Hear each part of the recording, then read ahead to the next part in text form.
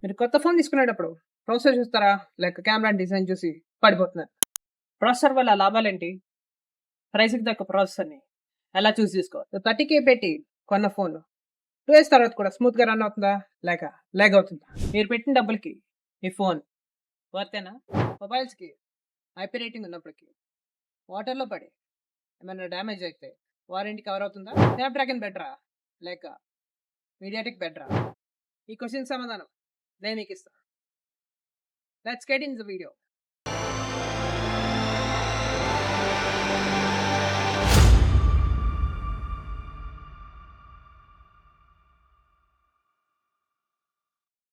This is Pavan. Welcome to Real Perfect Telugu.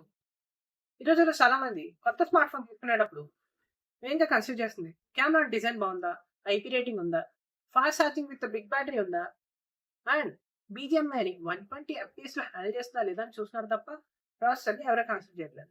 Mobile brands ఇదే అడ్వాంటేజ్గా తీసుకుని మనం మెయిన్ ప్రయారిటీస్ అయిన కెమెరా, ఐపీ రేటింగ్ అండ్ డిజైన్ని హైలైట్ చేస్తూ మిడ్ రేంజ్ స్మార్ట్ ఫోన్స్లో లో అండ్ పర్ఫార్మెన్స్ ప్రాసెసర్ని పెట్టి హై కాస్ట్కి సెల్ చేస్తున్నారు.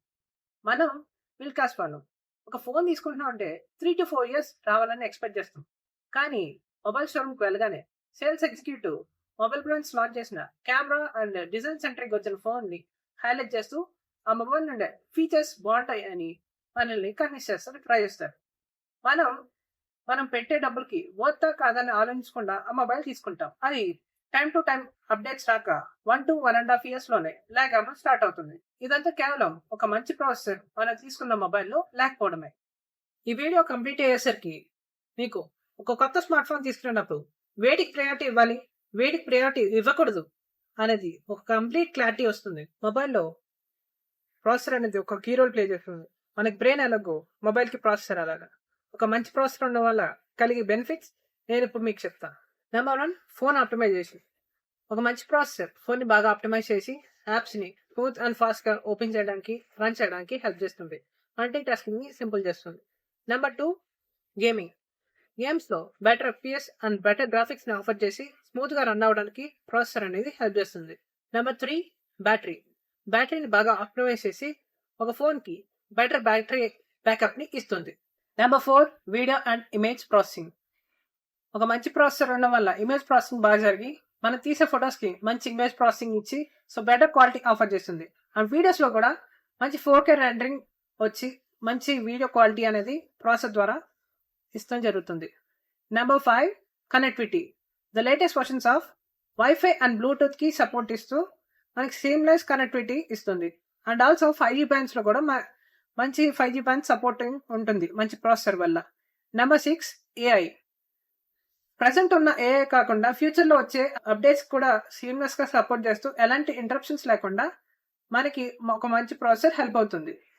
నెంబర్ 7, లాంగ్ టర్మ్ యూజేజ్లో వచ్చే అప్డేట్స్ని సైమల్టేనియస్గా సింపుల్గా హ్యాండిల్ చేస్తూ మనకి ఎలాంటి ల్యాగ్స్ లేకుండా లాంగ్ రన్లో మంచిగా రన్ అవుతాకి ఫోన్ని హెల్ప్ చేస్తుంది. మీకు ఇది ఇంకా బాగా అర్థం అవడానికి నేను ఒక ఎగ్జాంపుల్ మీకు చెప్తాను. ఒక 3 different పర్సన్స్ ఒక 30K బడ్జెట్లో ఒక 3 different ఫోన్స్ తీసుకున్నారు. ఒక మిడిల్ ఏజ్ మ్యాన్ వచ్చేటప్పటికి ఒక బేసిక్ ఫీచర్స్తో ఉన్న మొబైల్ తీసుకున్నారు. దాంట్లో decent camera, decent design, decent battery and IP rating ఉన్న మొబైల్ తీసుకున్నారు. నెంబర్ 2, ఒక స్టూడెంట్ ఫ్లాషీ డిజైన్తో better camera and better battery and better features ఉన్న మొబైల్ని ఒకటి తీసుకున్నారు. నెంబర్ 3 వచ్చేటప్పటికి ఒక నాలెడ్జబుల్ పర్సన్ ఒక ఆల్రౌండర్ తీసుకున్నారు.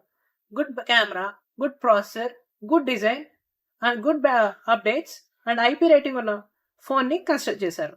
Basic features and camera centric mobiles మీద నా ఒపీనియన్ చెప్పాలంటే ప్రైస్కి తగ్గ ప్రాసెస్ రెండింటిలోనే ఇవ్వలేదు. సో కాబట్టి నేను రెండింటిని రికమెండ్ చేయను. ఎందుకంటే ఫస్ట్ బేసిక్ ఫీచర్స్ మొబైల్ విషయానికి వస్తే ఐపీ రేటింగ్ అండ్ డ్యూరబిలిటీ ప్రకారంగా లాంచ్ చేసిన మొబైల్ అది.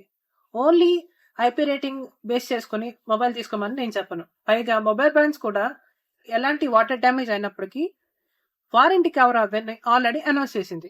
ఇంకా రెండో మొబైల్కి వచ్చేటప్పటికి only stylish and good cameras ఉన్న మొబైల్ ఉంటే సరిపోదు, మిగతా ఫీచర్స్లో కూడా కవర్ అయ్యి ఉంటే బాగుంటుందని ఒక మంచి వాల్యూ ఫర్ మనీ అయ్యేదని నేను చెప్తాను. సో ఇంకా నేను రికమెండ్ చేసేది నెంబర్ 3 అయిన ఆల్రౌండర్ని. ఎందుకంటే దాంట్లో good processor, good looks, good design, good battery backup IP rating and also మంచి స్టోరేజ్ టైప్ ఉన్న మూలన నేను దాన్ని రికమెండ్ చేస్తాను. ఇవన్నీ ఫ్యూచర్స్ ఉంటేనే నేను కన్సిడర్ చేయమని ఫోన్ తీసుకోమని చెప్పను.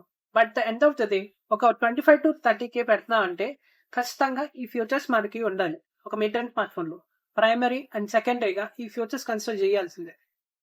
ఒకవేళ మీ బడ్జెట్ 35 to 42K అయితే ఒక ఫ్లాగ్షిప్ తీసుకుంటున్నారంటే ఖచ్చితంగా కన్సిడర్ చేయాల్సింది ఇవి. మీకు ఇంకా ఈ ప్రాసెసెస్ మీద వాటి ప్రైజెస్ మీద ఇంకేమైనా డౌట్స్ ఉంటే మీరు ఈ చార్ట్స్ చూసుకోవచ్చు.